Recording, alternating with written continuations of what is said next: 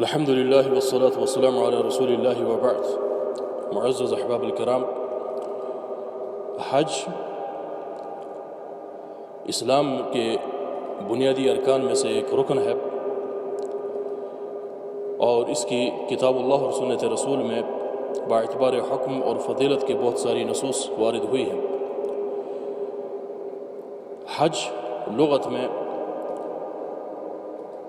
قصد اور ارادے کو کہتے ہیں، اور اصطلاح میں علماء نے مختلف اس کی تعریف کی ہیں، جس میں ایک معروف ترین یہ تعریف ہے کہ قصد بیت اللہ الحرام لإقامت نسک للہ سبحانہ وتعالی،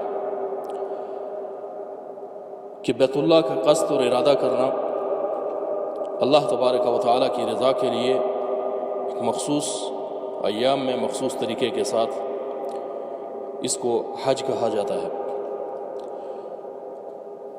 اور حج تکفیر سیئات کا سبب ہے، جو کہ عمر میں ایک ہی مرتبہ فرض ہے، اور ہر ایک مسلم عاقل بالغ حر جو مکلف ہے اور سلیم امراض ہے اور قادر ہے وہ اس نفقہ پر، تو اس پر یہ حج جو ہے فرض ہوتا ہے۔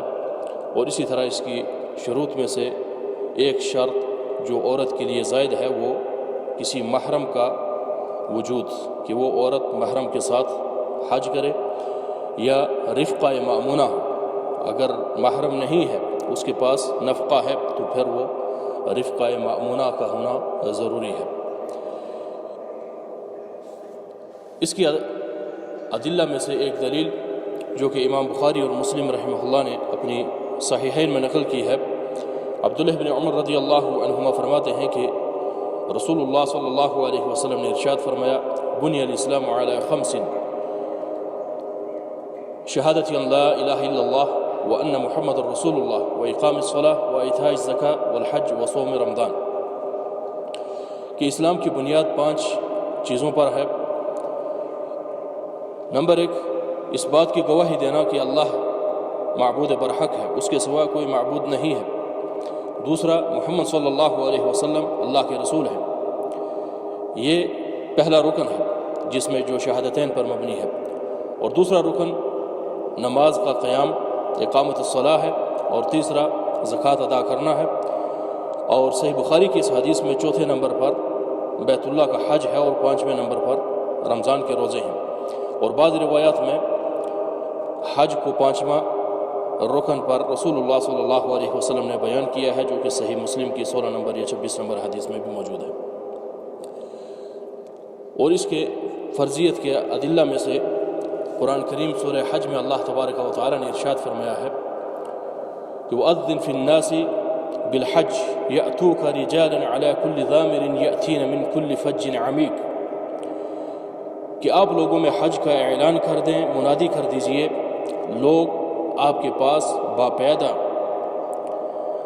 آئیں گے، اور اسی طرح دبلے اور پتلے اونٹوں پر سوار ہو کر آئیں گے، اور دور دراز کے تمام راہوں اور گھاٹیوں سے بیت اللہ کی زیارت کے لیے، حج کے لیے وہ لوگ آئیں گے۔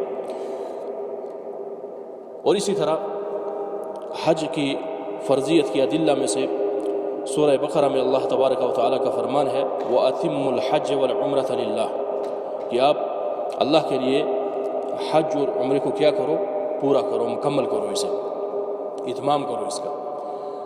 اور اسی طرح سورہ آل عمران میں اللہ تبارک و تعالیٰ نے ایک مقام پر ارشاد فرمایا، إِنَّ أَوَّلَ بَيْتٍ وُضِعَ لِلنَّاسِ لَلَّذِي بِبَكَّةَ مُبَارَكًا وَهُدًى لِّلْعَالَمِينَ فِيهِ آيَاتٌ بَيِّنَاتٌ مَقَامُ إِبْرَاهِيمَ ومن دخله كان آمنا ولله على الناس حج البيت من استطاع إليه سبيلا ومن كفر فإن الله غني عن العالمين۔ اس آیت میں جو محل استشہاد ہے وہ ہے وَلِلَّهِ عَلَى النَّاسِ حِجُّ الْبَيْتِ مَنِ اسْتَطَاعَ إِلَيْهِ سَبِيلًا۔ امام بخاری رحمہ اللہ نے کتاب الحج باب وجوب الحج وفضلہ میں اس آیت کو استشہاداً یا نص کے طور پر پیش کیا ہے، کہ اس میں اللہ تبارک و تعالی نے حج کی فرضیت کو بیان کیا ہے۔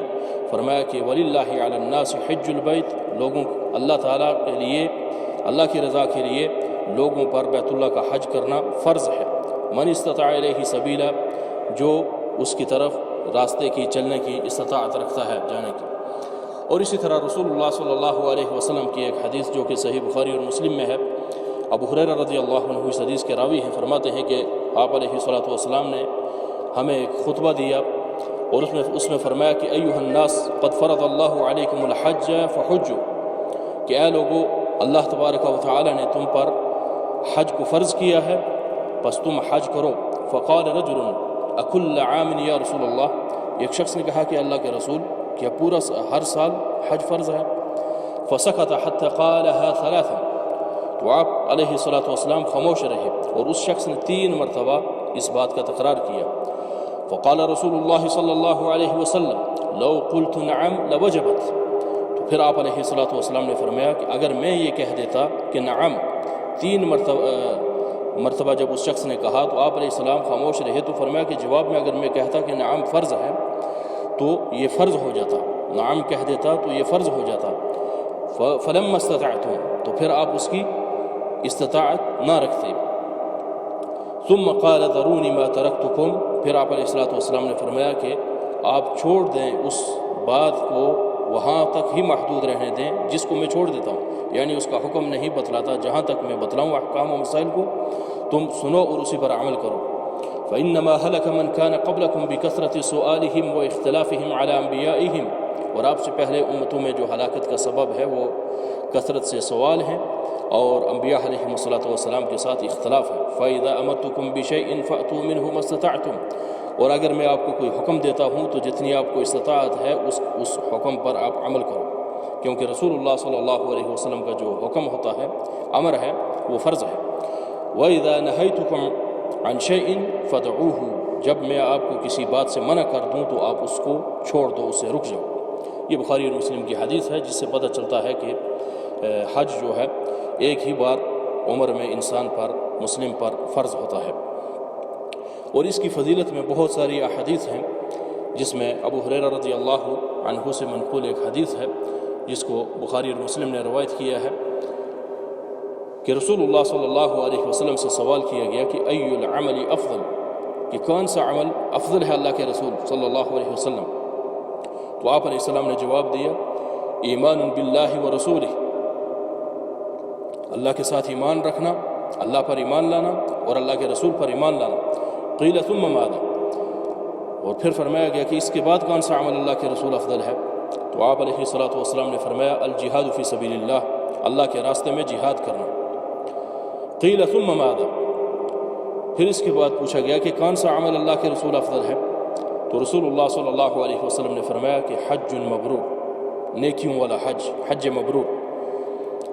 اور بعض روایات میں آتا ہے کہ حج المبرور جو ہے لیس لہ جزاء الا الجنہ، اس کی کوئی جزا نہیں ہے مگر جنت ہے۔ یہ بھی صحیح بخاری کی حدیث ہے اور دیگر کتب میں بھی موجود ہے۔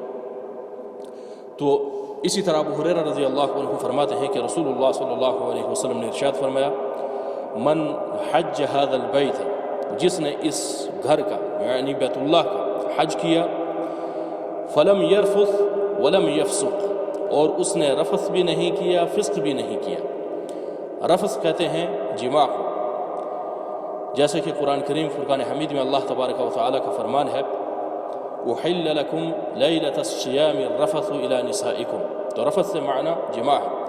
اور لغوی اعتبار سے دیکھا جائے تو قاضی عیاض اور دیگر اہل لغہ فرماتے ہیں کہ رفث ہر اس چیز کو کہتے ہیں کہ جو جماع کی طرف مائل کرے، چاہے قولی طور پر ہو یا فعلی طور پر ہو۔ تو رسول اللہ فرماتے ہیں کہ من حج هذا البیت ولم یرفث ولم یفسق، اس نے رفث بھی نہیں کیا اور فسق بھی نہیں کیا۔ فسق اصل میں لغت میں خروج عن حدود کو کہتے ہیں، فسق کہتے ہیں حدود سے تجاوز کرنا، نکلنا، اور اصطلاح میں فسق کہتے ہیں کہ شرعی جو حدود و قیود ہیں اس سے نکلنا، یعنی معصیت جو ہے وہ فسق و فجور ہے۔ تو جس شخص نے رفث بھی نہیں کیا، فسق بھی نہیں کیا، رجع، وہ ایسے لوٹے گا حج سے کما ولدتہ امہ، جس طرح کہ اس کی ماں نے اسے پیدا کیا ہے۔ یعنی حج مبرور ہے، اس کی اتنی بڑی جزا ہے اور اتنی بڑی نیکی ہے کہ آدمی نیکیوں سے بل کر پاک اور صاف ہو کر واپس لوٹتا ہے۔ اللہ تعالیٰ سے دعا ہے کہ اللہ تبارک و تعالی ہمیں بیت اللہ کے حج کی توفیق عنایت فرمائے اور رسول اللہ صلی اللہ علیہ وسلم کے طریقے کے مطابق حج کرنے کی ہمیں سعادت دے۔ وآخر دعوانا ان الحمد للہ رب العالمین۔